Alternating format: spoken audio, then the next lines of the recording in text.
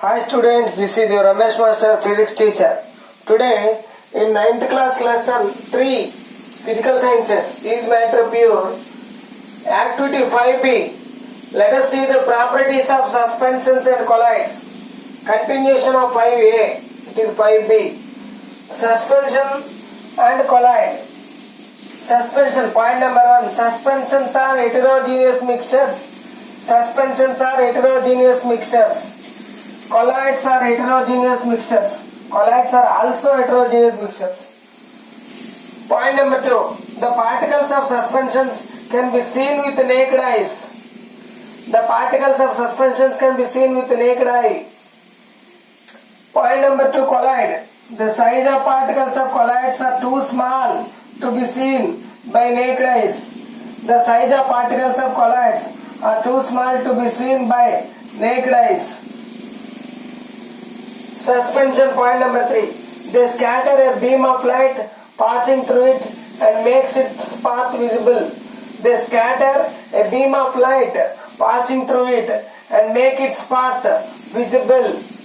Point number 3. Colloids. The particles of colloid are big enough to scatter of light passing through it, which makes its path visible.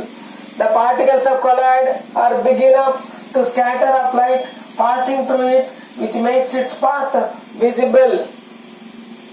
Point number 4. Suspensions.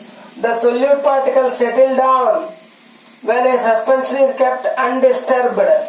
The solute particles settle down when a suspension is kept undisturbed. When the particles settle down, it does not scatter light anymore.